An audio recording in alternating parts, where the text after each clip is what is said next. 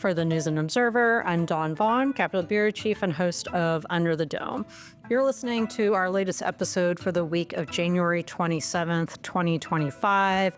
We're almost into February, but first, coming up on Wednesday is the actual real work start of the General Assembly long session, which will extend into the summer, if not beyond, depending on our view of past history of sessions and who's running the show over there.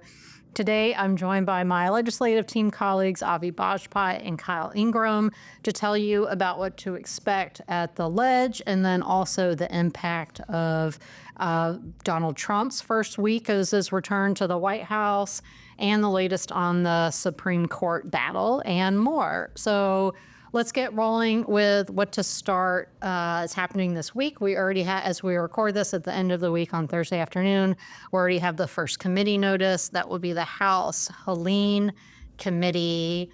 And that also includes like some lawmakers to watch as far as who's on that. It's the House Select Committee on Helene Recovery. It's chaired by Representative Bell, who is now Rules Chair this session. You might recall him as the House Majority Leader last session. Also Representative Dudley Green, who's notable for his district, and the vice chairs are Representatives Balcom, Clampett, Gillespie, Johnson, Pickett, Pless, and a bunch of members. Avi, I'm going to start with you about the meaning of really these, both Green on there and the vice chairs of Clampett, Gillespie, and Pless. And why is that so significant? Balcom too, of course. Yeah, it's all members who are from districts that were severely impacted, hit by Helene, and they've been working on the recovery effort ever since.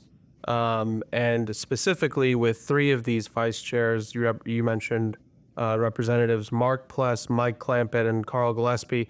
Those are the three Republicans who actually voted against this bill that was passed late last year that paired some additional funding for Helene with all of these controversial power shift measures to take away power from some of these incoming Democrats, the new governor and the new attorney general and some other. So it's not just about the areas they represent, but what happened when that bill and the override. Yeah, I mean, clearly, the significance here is that you have these three Republicans who voted no initially, then all three of them came back to vote with the party, with the caucus, to override the governor's veto. But they, I think, continue to be Republicans to watch. It's not like necessarily maybe their concerns with that bill or the approach at the time of the General Assembly towards Helene funding recovery efforts have necessarily been kind of like taken care of. Maybe that those are lingering concerns. So it's notable that those three are all members, are all vice chairs, and will be kind of like intricately involved, deeply involved in the committee's work. So this will really kind of set the tone for the session. New Speaker Dustin Hall said that the number one priority, when they start their work, which is when they start this week, will be some sort of Helene bill, whether or not that's a big funding bill that's maybe changed then in the fall because of federal money. Of course, now Trump is a different factor. We're recording this before he's expected in North Carolina and Western North Carolina. He's had a lot of criticism for FEMA. So as far as like how the federal money comes down or future federal money and how things are done in the state, will obviously dominate the session, but maybe at least the first couple weeks. One thing to know, I want to talk about Democrats too. And if listeners hadn't heard, Representative Joe John passed away just this past week. He resigned really just a few days before he died from cancer, so he could spend time focused on his family, even when they weren't in session. I think it was a kind of a sign of his of who he was, of his character, to be like, I'm not doing this. I'm focusing on spending time with them. And really, so John was in all three branches of government. He was a judge on, what was it, Superior District and the Court of Appeals. In the Court of Appeals.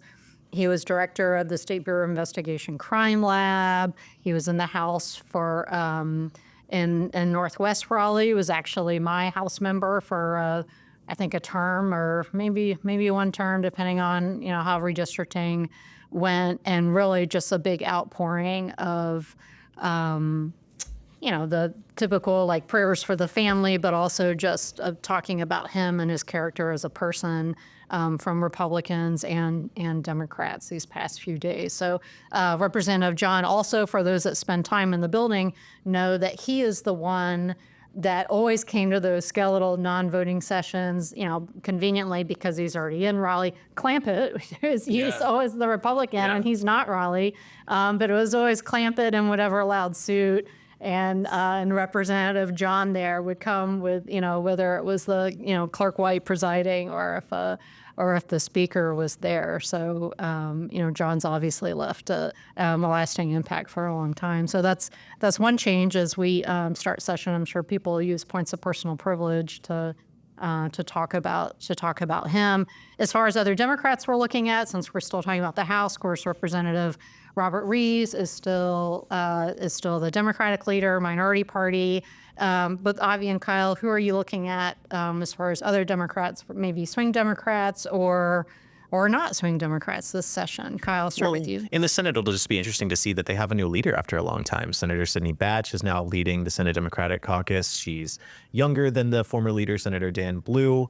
I'm not sure how many terms she's been in there, but it'll be really interesting to see what her take is on uniting Democrats through another super minority in the Senate, while the House, however, is the Republicans are one vote short.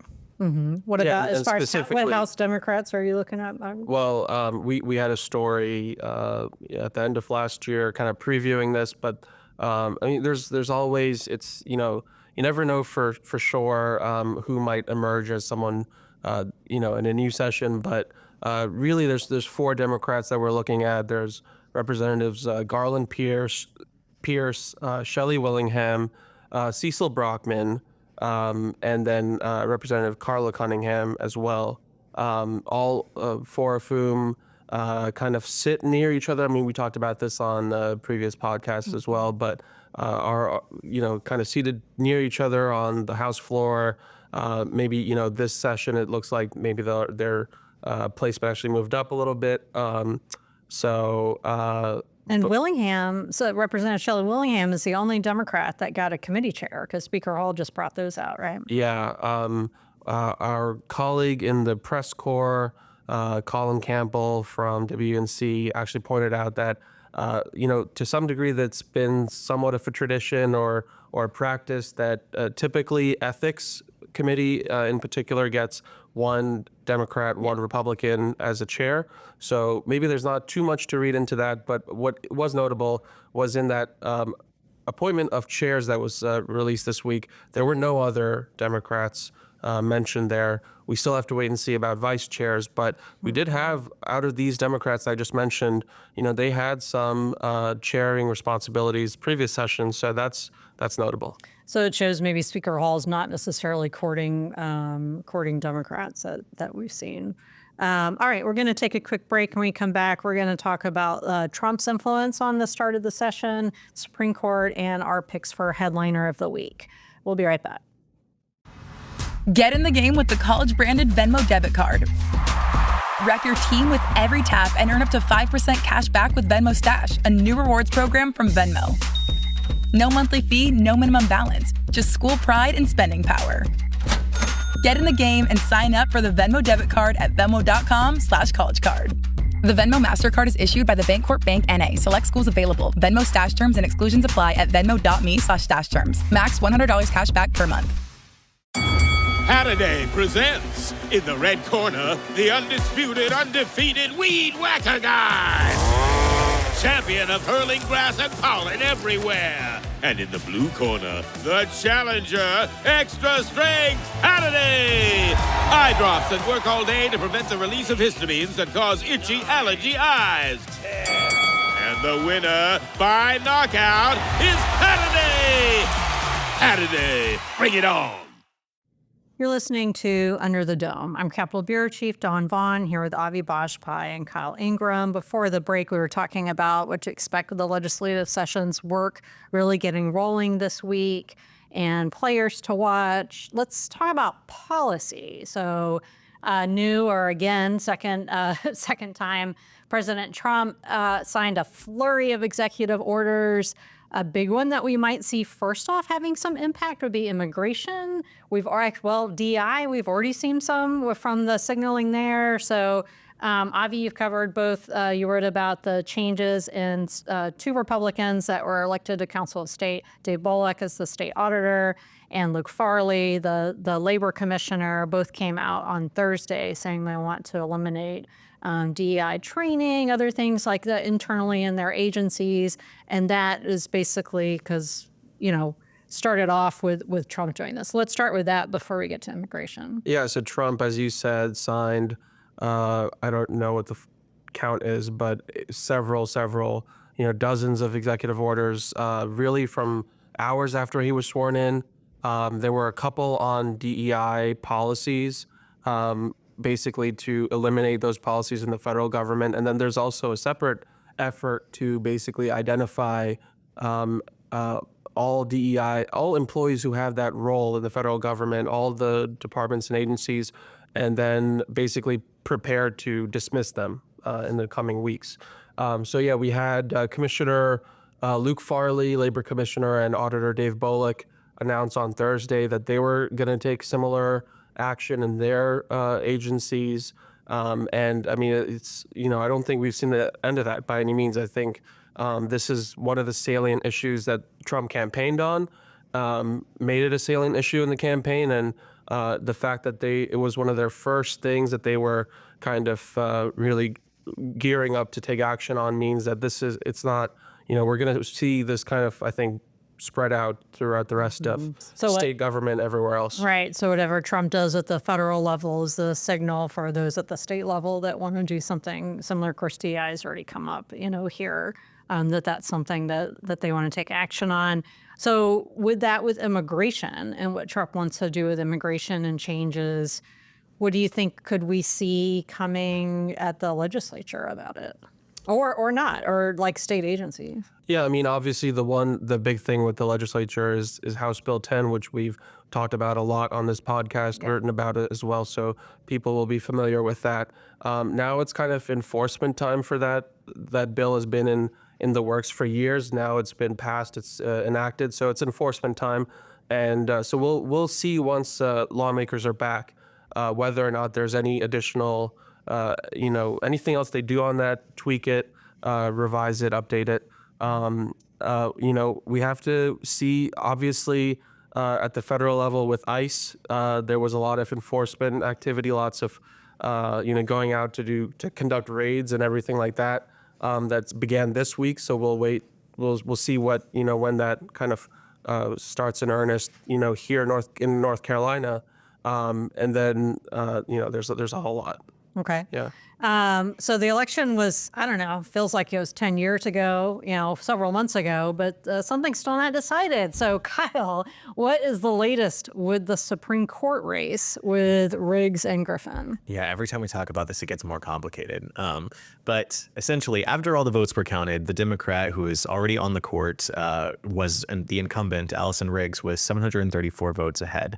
But her opponent, Jefferson Griffin, the Republican, has challenged over 60,000 ballots that were cast in this race in an incredibly complex legal challenge that is now simultaneously proceeding in state and federal court. And so where it stands right now is that Griffin tried to frame his legal challenge in a way where it would go straight to the North Carolina Supreme Court, the one that he wants to join. And what the court just said this week, as we record this last week as you hear it, was that was the improper venue for him to begin his challenge in. And so they denied to take the case at this point, and they're sending it back to Wake County Superior Court. But several of the justices in their ruling hinted that they may actually agree with the merits of his case. Chief Justice Newby expressed concerns about some of the same things Griffin brought up about how the state board was interpreting election law and registration law. So it'll be interesting to see how that actually winds up if it ends up going to the Supreme Court. But before it can get there, we're going to have to see what the federal courts decide to do.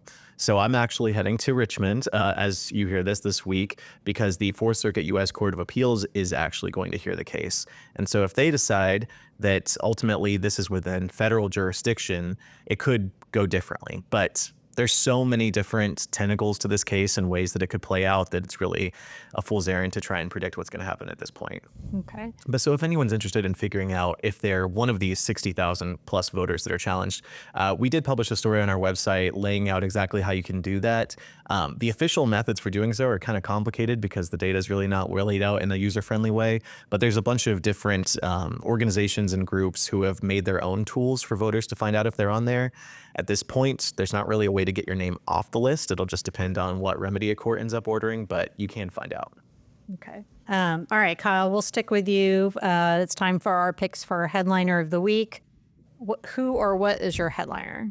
So as we record this, Oscar nominations came out this morning, and I was excited to see that The Substance got 5 nominations. That was one of my favorite movies of the year, and it's very rare that the Oscars nominate a horror movie. So I'm glad to see that horror is getting some love. I will stick with the entertainment theme. And I use Spotify, and I'm starting my 2025 playlist. I have a variety of playlists from last year, including one just for the legislative session, which includes a variety of things from You Need to Calm Down to Mo Money, Mo Problems. So we'll see how this session ends up, I don't know, deciding what I want to hear, or if it's more Ludacris. We'll see. Ludacris the artist, not, yeah. Anyway, Avi, what's your headliner? I'm gonna go with go a little bit different route and say the glorious snowfall that we had this past week. It was nice to see. I was in New Jersey a couple of weeks ago, so I mean I already had my fair share of snow, but good to see that we actually had some snow that was sticking and stuck around for a little bit. But I will also say that it was nice that most of it was gone on the roads. At least the roads were pretty safe the next day, so that was good too. Yeah, I have like a really shady small yard, which it refuses to grow like grass or plants, but it means the snow sticks around longer. So it's kind of cool just seeing everything with that white blanket. And we've had it twice now, so maybe we'll have it more. All right, we're out of time for the News and Observer. I'm Dawn Vaughan with Kyle Ingram and Abhi Bajpai and producer Laura Brache. Thank you for listening, and we will talk to you next time. For more from our politics team, subscribe to the News and Observer at newsobserver.com/subscribe and sign up for our weekly political newsletter, also called Under the Dome, at newsobserver.com/newsletters. Thanks for listening.